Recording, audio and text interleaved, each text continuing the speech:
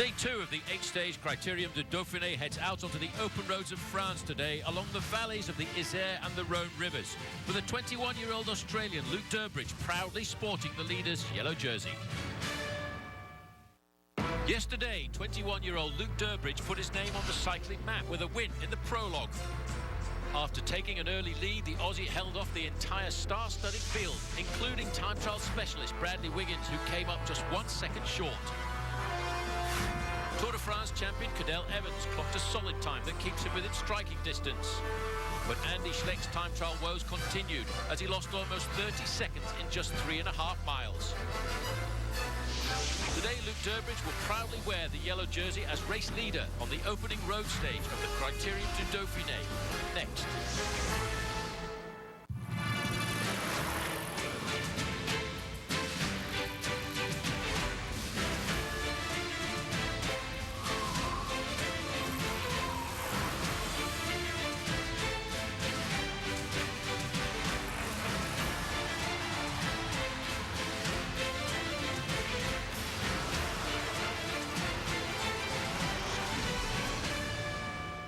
The Epic Cycle Series presented by Michelob Ultra has the whole of the peloton of the Critérium du Dauphiné going out onto the open roads of France today for the very first time. It's the first stage taking the riders from Seyssins to Saint-Vallier, a distance of 116 miles of racing. I'm Paul Schoen, alongside me is Bob Roll. Bob, I'd have to say we're looking at a tricky race today, and everyone has got to show their cards. A tough rolling stage for stage number 1 of the Dauphiné. Wiggins and Evans solid in yesterday's prologue time trial, but Andy Schleck continues to disappoint in the individual race of truth. Luke Durbridge, the man who won the prologue, looking a little bit vulnerable in that yellow jersey, all to play for on today's stage. Well, he leads a very young development squad, Orica Greenedge from Australia, and he leads by a single second ahead of Bradley Wiggins, who may well be looking to try and grab the yellow jersey this afternoon. Andre Grivko in third place, Carlos Boredo in fourth, 3 seconds behind Tony Martin, the world time trial champion, in fifth place. Bob, it's a pretty tricky route. 187 total kilometers, that's 116 miles. Due westerly, a lot of zigzags, and all of this rolling terrain is going to be a very challenging course. There's actually 6 categorized climbs on the race course today. Quite a rolling stage, but look at this climb towards the very end, topping out at only 5 miles to the finish line. That's a tough 8% at times category 3 climb, and a long sweeping technical descent to the finish line.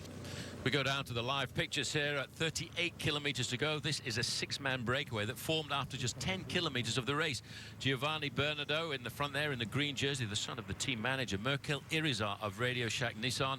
Nicolas Ede of Cofidis. Martin Jelingi in the orange jersey there of Team Rabobank. Later on joined by Sepp Van Mark of Garmin Barracuda and Yukihiro Doi of Team Argos Shimano. They had a maximum advantage of one stage of 13 minutes and 10 seconds, but now, Bob, it's sensibly down to 2 minutes and 11 seconds and a kilometer to go to this next climb.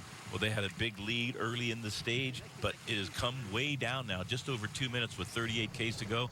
Virtually impossible for this breakaway to stay away to the finish line. Don't think it's going to happen for the break today. Well, just looking at the climbs we've been over so far, Bob, I think one young man, Giovanni Bernardo, is laying down the foundations for an attack on the King of the Mountains classification. Now, he's the rider who is in the green jersey for Team Europcar, and if you have a quick look at all these flags over to the right-hand side, you'll understand why the race has been fairly slow today. An average 24 miles an hour, Bob. These riders have pretty much been riding into a headwind for the majority of the day. Solid headwind facing the breakaway throughout the stage as we have a look at Philippe Gilbert, Mr. Everything in last year's season. This year has not been firing on all cylinders. Just started to show signs of life towards the ends of the hilly Ardennes Classic. We'll see what he can do here. I wonder, Paul, if he's waiting for later on in the season to really show his talent. Maybe he's moved his program a little bit because the biggest races of the year are still to come. Tour de France, Olympics, and World Championships. Well, I'd have to agree with you, Bob. I think he has shifted his movement of the season to try and get himself that world title. We're looking to see whether or not we can spot the yellow jersey, which will be on the shoulders of Luke Durbridge. And of course, we might have noticed that BMC Racing were riding at the front end of the main field. They're obviously protecting their man, and that's Cadel Evans.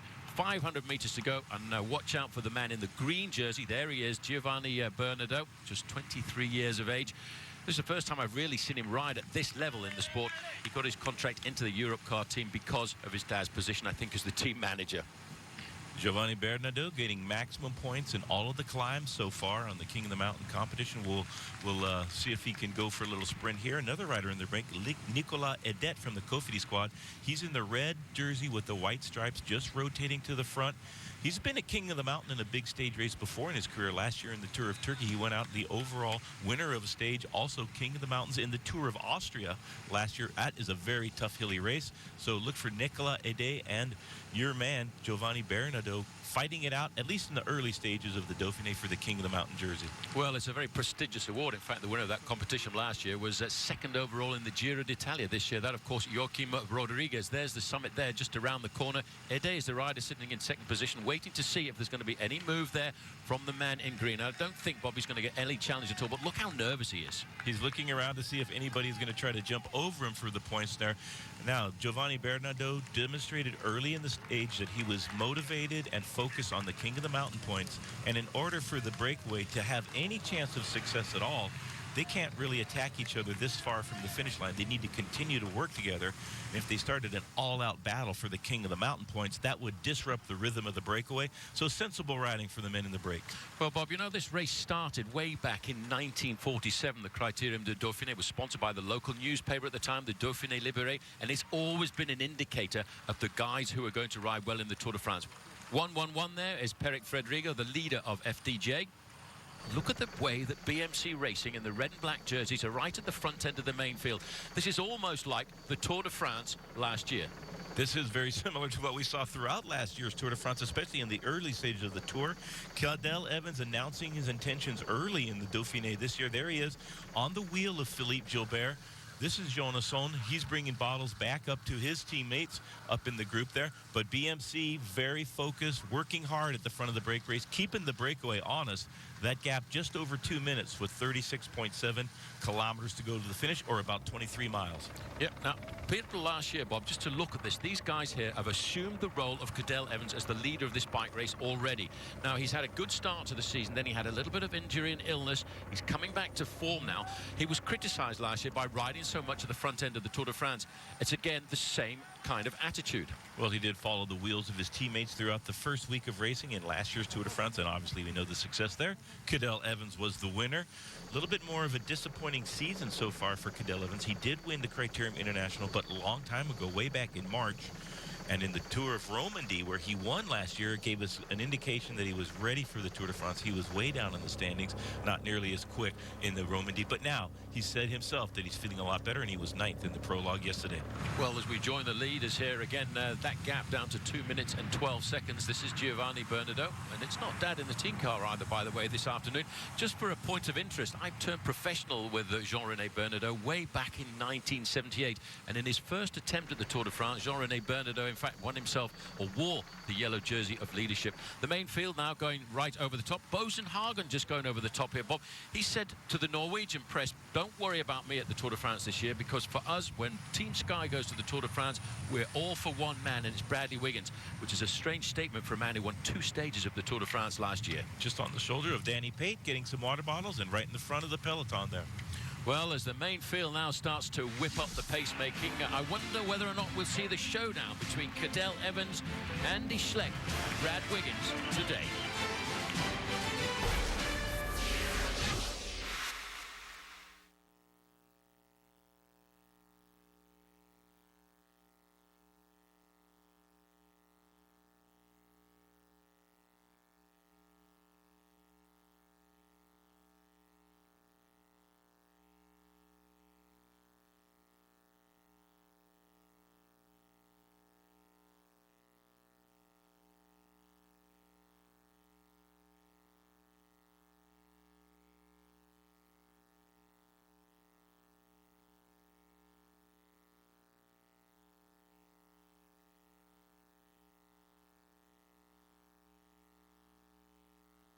so intense in professional cycling, they can wipe out the advantage of a breakaway very quickly. Also, a couple of strong riders in the breakaway, Sepp van Mark, Michael Irizar, Martin Schillingi. Oh, there's a and crash. here's a big Look crash at here. that, going around that roundabout. That's the problem, Bob, about any moment in a bike race like this, and especially as we come into it. I think it's Dan Martin gone down there, the rider in the blue and black jersey of Garmin Barracuda. Now, he was one of the pre-race favourites. There's Simon Gerrans as well, the Australian national champion, 171 over on the right-hand side. He needs a new bike. Wow, you just have to pay attention, don't you? Well, Dan Martin not even making one move to get up. Now he's starting to try to move and get up. A very tough crash. There's a curb right there. Wouldn't surprise me if he bounced into that curb, crashing on that roundabout, just exiting there. Dan Martin, the Irish rider on Garmin Barracuda, down on the ground and in trouble. Well, I tell you what, Bob, that's very sad for Dan Martin, because he's one of the riders who is probably going to look forward to the Tour de France for Garmin Barracuda. Everyone talks about him being a great star for the future. His uncle, in fact, is Stephen Roach, who, let's have a look at what exactly happened. You see riders jumping onto the island there, and just in front of that, because of that confusion, because you can't see around the rider in front of you, a little bit of overlapping of wheels, and Dan Martin, the first to go down and sliding right into that curve. Yeah, that's Dan Martin just at the side of the road there, being looked after very quickly by the race doctor. Let's have another look there and see exactly what happened. Yeah, one or two riders. In fact, he jumped across the middle of the curbstone there, Bob, and he touched the wheel in front of himself. Then he could do nothing about it, could he? He made a leap off of the curb from the center divider there, and then he came back into the line too quickly. He couldn't correct his line. He's up in the air, which is understandable, but you got to be a lot more careful than that. If you're going to start jumping curbs, you know you're going to come into contact with riders that are just in front of you and on the middle of the road. Well, he's up and he's got to get himself back to the finish line to stay involved in this race. There have actually been a number of crashes so far this year. The Frenchman Perry Fedrigo crashed early on after about 47 kilometres, 30 miles of racing. He chased for 12 miles before he got back. But poor old Sammy Sanchez, Bob, as we look here at Dan Martin, Sammy Sanchez, the outgoing Olympic champion from Beijing, he is currently with two teammates more than 10 minutes behind this bike race. Sammy Sanchez involved in a big pileup with Pierre Fedrigo, like you said, miles ago. Fedrigo, we saw for a moment back in the peloton. Dan Martin, however, very slow to get up in an obvious agony there, trying to get back on his bike. I don't know if he'll ever see the front of the peloton before the finish line on today's stage. Well, I think you could be right there, Bob. He's going through all kinds of agony, but every bike rider knows he wants to finish a race. He wants to get to the end, even if he gets left behind on a situation like this. This is part of his preparation for the Tour de France. He needs to finish today's stage. Let the doctors look after him tonight and try and get back into the race tomorrow. Dan Martin on the long list for Garmin Barracuda to do the Tour de France for the first time in his career. That might be in jeopardy now because of that crash. Dan Martin being asked to prove himself that he's ready for the Tour de France in this race, the Dauphiné. He has courageously gotten up very slowly, I will say, and he's trying to get back into the main field, but they are tanking along now, having a big average speed with 25 kilometers before the finish line, just a little bit more than that, and one tough little climb before the finish also. Well, what's going to be interesting for me to see is we're looking at Philippe Gilbert there in the red, black and white jersey. He's the champion of Belgium. But on the far side, you can just see Cadel Evans moving forward. He's got the world champions bands around him. He's taking this very, very seriously. Though, where's number 11? He's the defending champion. What's he going on here? Maybe asking for a little bit of reduction in tempo there, calling off the chase a little bit, let the riders catch back up that were involved in that big crash in that roundabout. Dan Martin, the one that looked to come off the roughest in that crash. Very bad luck for Dan Martin. But to be honest with you, you could brake, go around the traffic circle, get back in line, and not try to jump over that unless the rider in front of you dove out of the way and you didn't have a chance to take a good look at it and you had to jump. Those are the instantaneous reactions you have to make as a professional cyclist, and sometimes they don't work out in your favor, and that's most certainly the case for Dan Martin. Well, Cadel Evans there is obviously the leader of the orchestra. He's calling the tune. I reckon Bobby's just told the guys, turn it off. Don't forget, Luke Durbridge, another Australian, is the leader of this bike race still. All of the work needs to be left up to Team Orica Green Edge. We'll take a short break and see what comes up next, because there's another nasty little climb looming on the horizon. Tomorrow, the Epic Cycle Series, presented by Michelob Ultra, continues with Stage 2 of the Criterium du Dauphiné. Tomorrow, 4 p.m. Eastern Time on the NBC Sports Network. So as we look down on the main field, the gap is starting to tumble for the six-man breakaway. At 19 kilometres, 12 miles to go to the finish, 1 minute and 37 seconds. But Bob, to me, the most important thing is that little climb looming on the horizon is 3 kilometres, 2 miles long. 8% gradient. It could be a good launch pad for somebody to try and nail back this breakaway. And watch for the position battle of the GC contenders. The overall riders' teammates will be going flat out to keep their men like Bradley Wiggins from Team Sky and Cadell Evans from the BMC squad near the front so they don't lose any time on that climb. And then we'll see how close the gap is. But they're going to need a little bit more time than this. 18.5 kilometers, just about 10 miles before the finish line, and the gap only 1 minute and 34 seconds. And we know the inertia of the peloton. We see it day in and day out, year after year. It's amazing how fast the peloton can gobble up the last few miles of a bike race. Oh, now there's the yellow jersey on the right-hand side, taking a few little risks there, Mr. Durbridge, aren't you? He was trying to get himself up to the front end of the main field. You can just see him over on the left-hand side there, Bob, 21 years of age. He was very, very calm and confident yesterday when he talked about winning that prologue time trial. He's 6'1". He weighs in at 172 pounds, but he's a great time trialist, isn't he? The Michelob Ultra athlete profile. He is indeed a great time trialist, the youngest ever under 23 world time trial champion, using those strengths for a thrilling win in yesterday's prologue, beating some of his idols in the sport. I wouldn't be surprised if he had a tough time sleeping overnight. A lot of emotions running around the Orica Green Edge squad of Luke Durbridge, the current leader. Omega Pharma Quick-Step have come to the front end of the main field. There's obviously a crosswind coming in here, Bob, and it's making it very tricky and precarious at the front end of the main field. Now, I would have to think that Omega Pharma Quick-Step are thinking about Tony Martin, who's high up in the overall standings, but sitting there in the red, white, and blue jersey in third or fourth position, that's Sylvain Chavanel. Now, he is a great attacker. Now, he might be thinking today, he's well up in the overall standings. He might be thinking about a yellow jersey with a late attack. Well, a great stage for the talents of Sylvain Chavanel. He's 8th after the prologue, only 6 seconds behind Luke Durbridge, 5 seconds behind Bradley Wiggins. But this type of stage, very favorable to an attacking rider like Sylvain Chavanel. Tony Martin, his teammate, is 5th in the prologue, but I wouldn't be surprised if Sylvain Chavanel has a go on that last climb of the day. A perfect stage for the talents of Sylvain Chavanel, the French road champion, right there on the left-hand part of the tip of the spear there. Third wheel is Sylvain Chavanel. Some crosswinds looking like they're starting to batter the peloton a little bit also. Well, we're coming up to 16 kilometers to go now. That's 10 miles of racing. We are going very, very fast through the roads of France here this afternoon.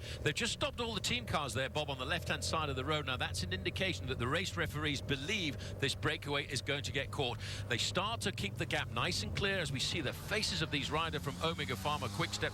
Bob, I have to say one thing that is really important is in the Dauphiné this year, there are no time bonuses, so it's all real time. All real time, so the time trial is critical in winning the overall title at this year's Dauphiné. Yesterday's was some big time gaps.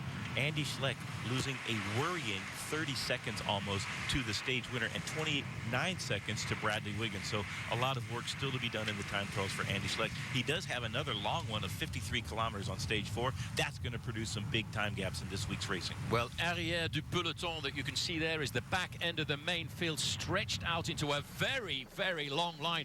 Bob, the hammer is going down right now.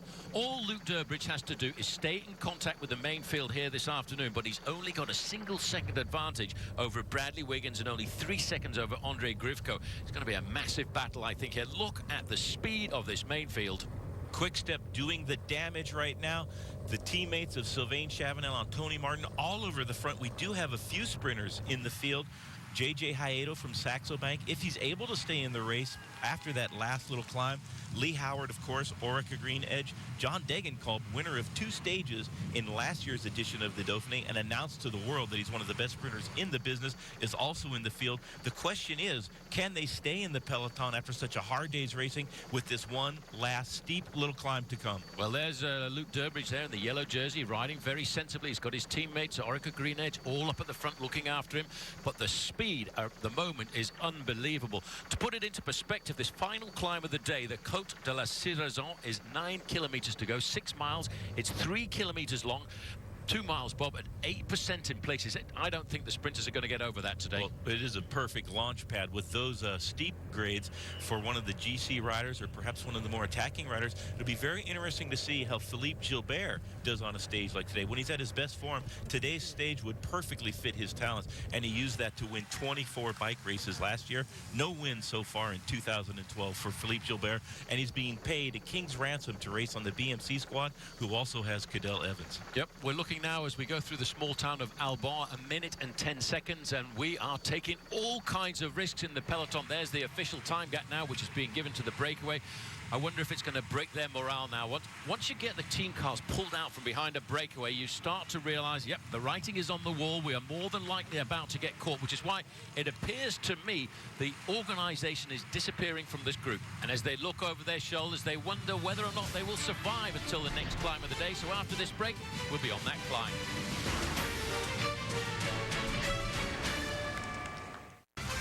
Right here, though, we're at the action of the tough end of the Critérium du Dauphiné. A couple of riders getting dropped off the back here. That's Bernardo in second position in the green jersey, and Doi, the champion of Japan.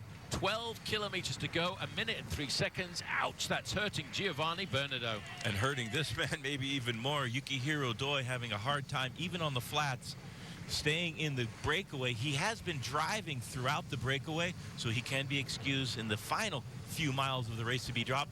Let's see if Bernardo can get across. It looks like he's just pulled the pin. He will not make it across to his companions in the breakaway. Well, Bob, at the end of the day, he will climb into the lead in the King of the Mountains classification. Job done for him as he looks over his shoulder.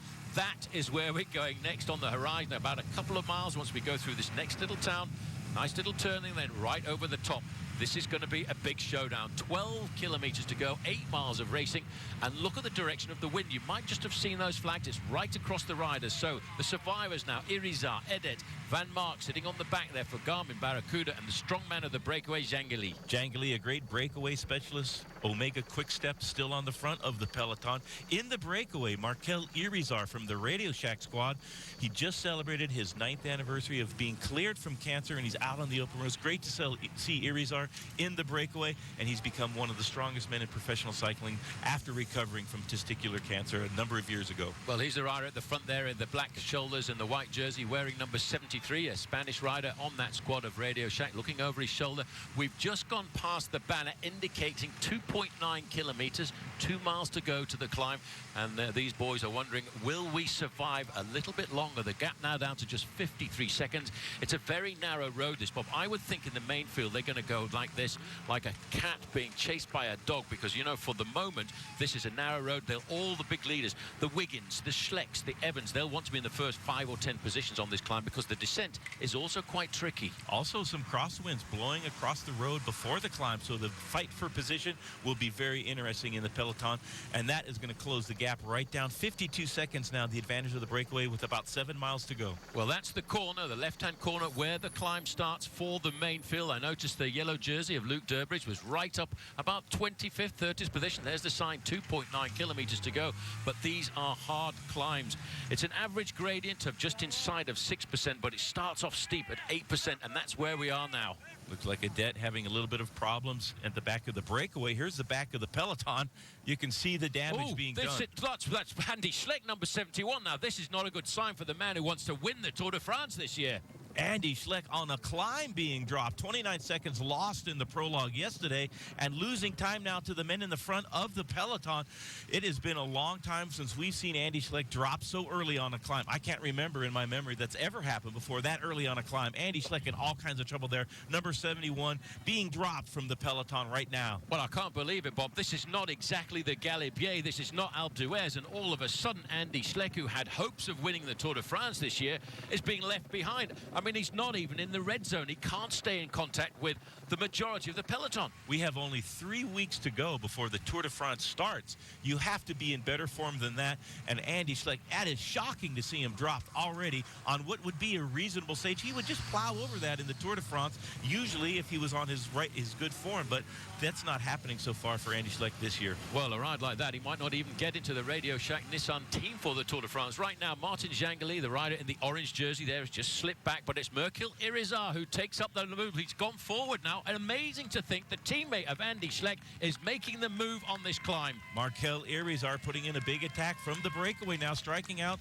the gap way down now, just 18 seconds. You can see how fast the tempo was in the peloton. That put Andy Schleck into trouble. Let's be honest, there has been no love lost between the manager of the team of Radio Shack Johan Brunel and the Schleck brothers. Throughout the last few weeks, a lot of barbs being sent across the bows of each group.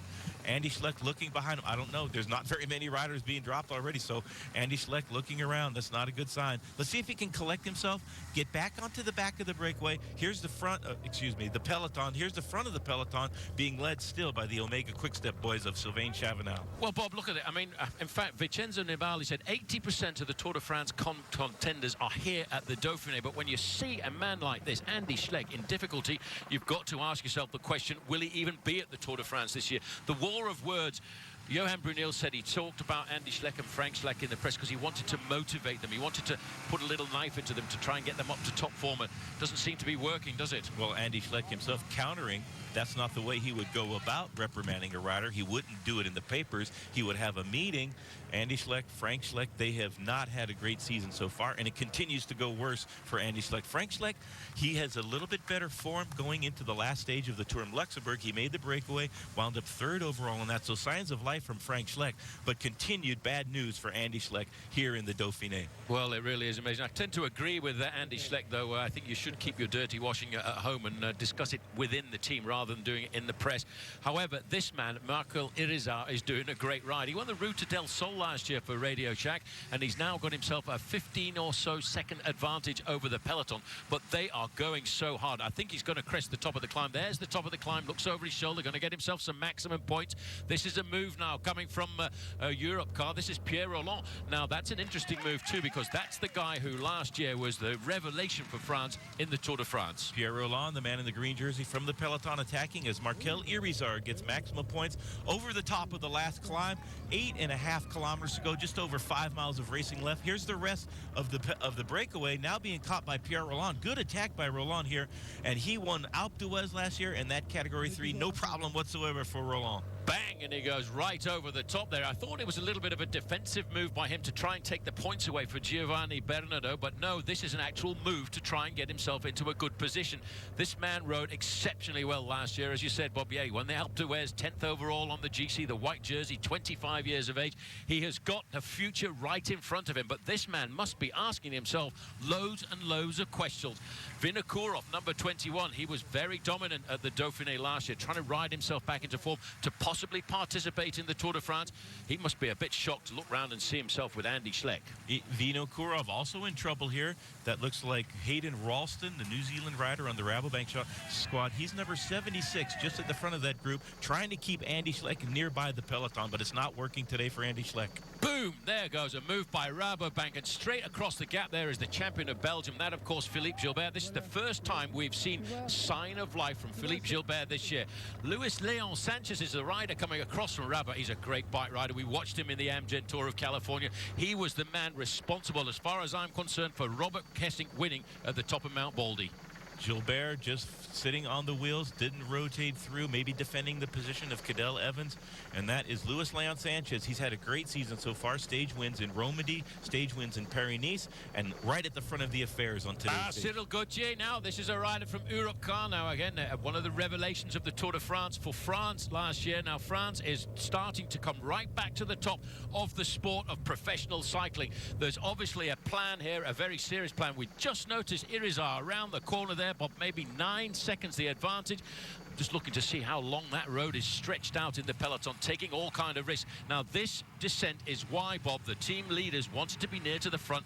Oh, it's nice and tricky, this one. And very, very narrow. There's Gauthier, teammates with Thomas Vogler, did a tremendous amount of work in last year's Tour de France, back on the open roads of a favorite stage race of his, the Dauphiné. Europe car, they had a great Tour de France, and they look to have started to get their momentum building for this summer's Grand Boucle, the 99th edition of the Tour de France. Well, I'll tell you one thing, Bob, as we go down this descent, just to put it into your mind, we are going downhill here at approximately 55 miles an hour, and these guys are using every little bit of road that they can. Irizar, using as much of the road as possible, moves across to the opposite side of the bend before he can to line himself up, cuts through the apex of the corner to keep his speed up nice and high, looks back to time check where the rest of the main field are this afternoon. It's 6.5 kilometers. Oh, what's going on here? Oh, la, la, la, la. He almost took the wrong road. Disaster there, a 180 degree, but that driveway a little bit deceptive. Maybe he thought for a moment that the road went straight there. And if you hesitate for a moment with the brake, and look at these riders. They missed that turn also. Euskaltel and Europa car riders in the main field. Well, I'm not quite sure where the rider is at Irizar at the moment, but this is Movistar now taking up control at the front end of the main field. In second position, Luis Leon Sanchez. Now, just have a look at that. Just going now, I think that was Gauthier, in fact, who went straight into that car park. Reminds me a little bit of a move made by Thomas Voeckler in the Tour de France last year. Thomas Voeckler having trouble on the descents of the stage into Po. He did lose a little bit of time, but he kept his yellow jersey on that. Let's see if Irizar can keep his lead. The peloton now almost right on his wheel. It's pretty much all over now, Bob. There's the Gendarme Républicain on the right-hand side. The yellow flag there indicating danger on the road. Watch out, take care, and they're all taking care as it's all pretty much now back together. Irizar, though, will not give up. Watch out for a mover. I tell you what, they have got Luis Leon Sanchez pegged here this afternoon, right on his wheel. Champion of Belgium, Philippe Gilbert. Philippe Gilbert rotating towards the front. BMC's done a tremendous amount of work to keep the peloton together and catch a group. And look at Cadel Evans now. Just see if you can see the yellow shoes and the red jersey. That's Cadel Evans in about fifth wheel.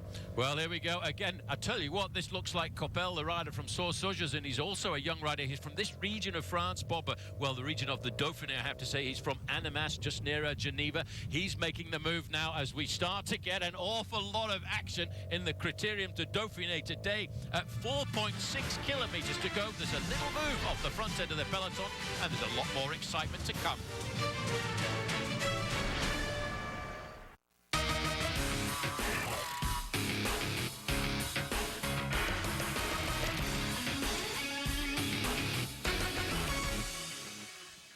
The Epic Cycle Series comes down to the nitty-gritty now at 4.5 kilometers to go in the main field of the Critérium du Dauphiné.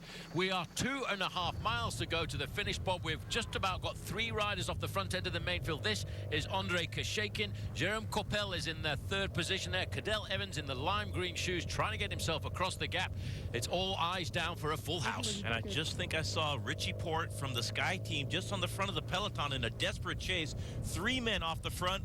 One of them very dangerous. Cadel Evans, second in the Dauphiné last year in the overall standings. 9th in the prologue, just a few seconds slower than Bradley Wiggins, the leader of Team Sky. The yellow jersey dropped on that last climb, so everything to gain from a breakaway and the peloton in this stage, number 1 of the Dauphiné. Well, that's Cadel Evans in second position there with those lime green shoes. This is a very good working group, but the main field, I reckon, will pull them back together, because when you think about the power of Team Sky and Bradley Wiggins, we'd like to have a quick look, Bob, as see whether or not Luke Durbridge in the yellow jersey is also still in that main field, but the main field is in tatters. Well, Cadel Evans flicking his elbow, asking the other riders to pull through. Jérôme Coppel and André Kashekin, maybe they want to, perhaps not able to. So Cadel Evans in good form now, storming off the front of the group. I'm looking for the yellow jersey here as we go down this long line of riders. There are gaps starting to appear, and I don't think, Bob, I saw Luke Durbridge. No Luke Durbridge, the yellow jersey up for grabs now. Cadel Evans just a few seconds behind Bradley Wiggins after the prologue. They've got a handy little gap there. Desperate chase being put in by the Sky team now, and it looks like also Radio Shack coming to the front of the peloton. But look at Cadel Evans, the face of concentration, a flick of the elbow, hoping for some help. I don't know if Jérôme Coppel is able to do the same type of tempo. Coppel, by the way, was 5th overall last year. There is the yellow jersey at 2.5 kilometers to go. He's just about to stay in contact with this group, but Bob, this is a group a little bit further back. The man theoretically who should be looking at getting himself the yellow jersey then at the end of the day, if it all comes back together, should be Bradley Wiggins. Haven't had a chance to see Bradley Wiggins, but his teammates have been on the front chasing this group right here. These 3 men, Jérôme Coppel in the white shirt with the blue jersey, Kashekin in the light blue of the Astana squad, a Kazakh, an Aussie, and a Frenchman in the breakaway. Kashekin returning to glory here from a disgraceful disqualification for blood doping from the sport of cycling. That was a number of years ago. Kashekin back on good form, but Cadel Evans has been dominating this breakaway. The peloton, in the meantime, they continue to chase, then fan out, and that means that the tempo goes off. Very, very thrilling finale. 1.3 miles, just a kilometer, just about 1 mile to go. You can almost reach out and touch that 3-man leading group, but you just can't get there. Now, look at the organisation at the front. I'm sure it's got to be Team Sky trying to pull all of this back together. They're trying to make sure that the man who gets the next yellow jersey here this afternoon champion is going to be Bradley Wiggins. I'll tell you what, Bob, 1.1 kilometres to go. Very shortly, that three-man leading group is going to go round a sweeping bend, and then they will see the Flamme Rouge, the red kite. Now, look at the champion of France moving to the front now. Everybody's throwing it to the wind to try and pull back Cadel Evans. If you had a question about the form of Cadel Evans this year, I think he's answering it right now. He's ready for the Tour de France. He is getting himself primed here. He's got a little breakaway. I can't believe they've been able to hold off the charging peloton led by the Omega Quick-Step squad. Sylvain Chavanel, they're trying to mix it up, trying to close the gap. 1 kilometer to go. The breakaway still holding an advantage. Big roundabout here and before they line up for the finish line. Well, there's one of the tunnels. There are 2 tunnels on the final 1 kilometer of racing, and that's going to be very strange for us because we can't go through the tunnel with our motorbike and a helicopter. As we look a little bit further back, this is the story of the day for me. Andy Schleck is down and out. Will he be able to fight back during this Dauphiné out of the first tunnel? It's a tricky final kilometer as well, Bob. Lots of little twists and turns. The breakaway has got 4 seconds advantage. Cadel Evans now not asking for any help from anybody. Cadel Evans throwing caution to the wind here. He's not worried about the stage. He's just trying to get time back in the overall standing. He's got a little bit of a gap. He's streaking to the finish line. Kashakin queued up, should be able to win this stage. Well, Evans is in the middle there. There's a challenge coming from Coppel on the left-hand side there. Evans is out of the saddle again now as he looks to get this victory if he can. On the line, it's slow. I think it's Evans. It has to be Evans there, but he looks across. He's not sure. And then coming across the line, the gap was, I think, 4 seconds. Bradley Wiggins should be in that group. He was 6 seconds ahead of Cadel Evans yesterday. As we look further back now, there's the yellow jersey of Luke Durbridge. Simon Gerrans is trying to bring them home. There will be a change in the overall standings tonight. Cadel Evans has definitely announced that his form is ready for the Tour de France. He'll get himself the stage victory, but I'm pretty certain, Bob, that the overall lead tonight will go to Bradley Wiggins, the defending champion. But what an unbelievable ride by Cadel Evans, being congratulated by George Hincapie. George can't believe it. He led out the sprint for 2 kilometers, and Kashakin and Coppel could not come around. It reminds me of stage number 3 when he won in the Tour de France last summer. Unbelievable riding. Cadel Evans back on form. That is a big notice to Bradley Wiggins. Listen, I've come ready to race. 35 years of age, this man. Now, what form, what dominance, what confidence. He said at the beginning of May, I'm not really sure how the form's coming, but as he came to the Dauphiné and that ride in the prologue time trial yesterday, Bob, he said to himself, right, boys, I feel good. I'm on track. Jérôme Koppel getting the same time. André Kashakin, it was 4 seconds back to the main field. Nasser Bouhanni getting 4th, and Tony Galopin, Radio Shack Nissan, getting himself 5th. A little bit further back, you can see all of those riders have the same time. Gerard Cholek from Omega Pharma Quick-Step was the fastest sprinter. But out on course, Andy Schleck having a little chat there with Alexander Vinokourov. This has not been a great day for Luxembourg. Well, he has pulled the pin. He's just noodling to the finish line. This is not good news for Andy Schleck and his hopes to eventually win the Tour de France this summer. Well, we take a little break now. When we come back, we'll have an interview with the stage winner and, of course, the new yellow jersey.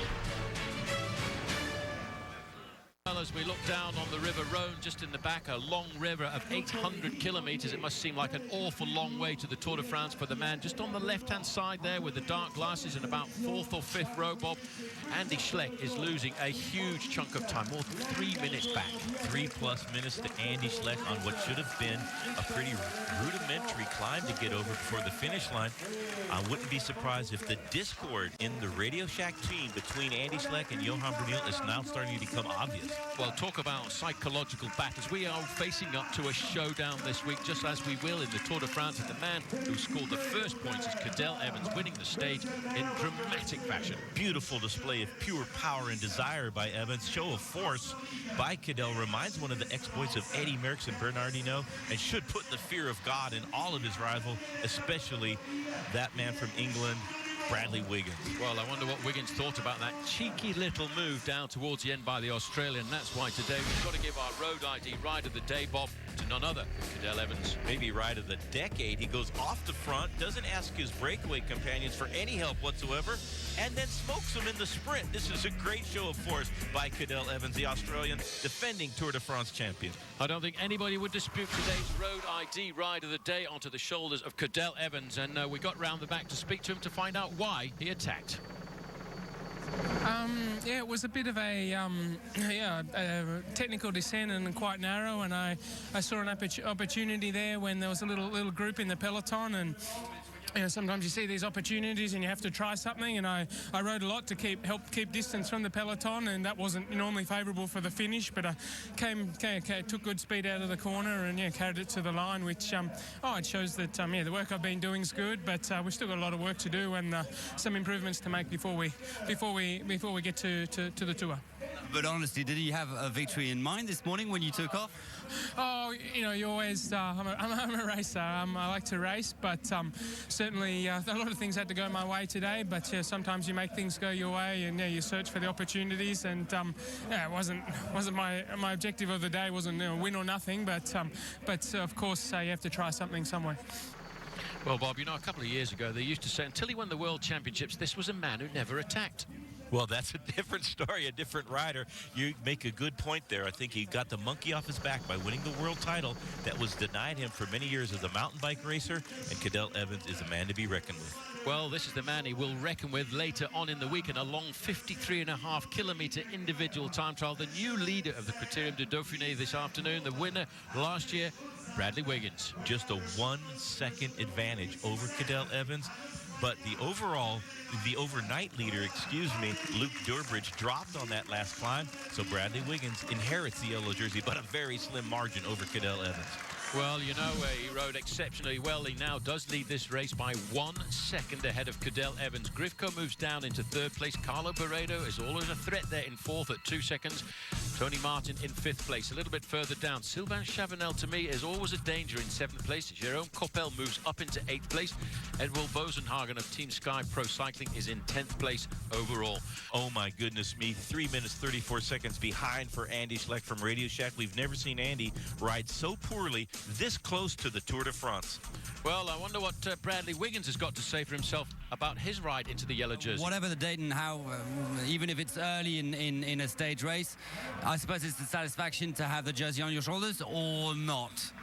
It's funny how the times change, I would have said yeah before, but I don't think I've ever been as disappointed in taking a yellow jersey as I am today. But it comes with it. I'll settle down tonight, we'll look at it, but I wanted to wear my Sky skin suit on the time trial on Thursday, so hopefully we can lose it by not so much in the next few days, and then I get to go with my full TT set up for that long time trial on Thursday. But look, I'm just pleased to be in this position and safe for starters.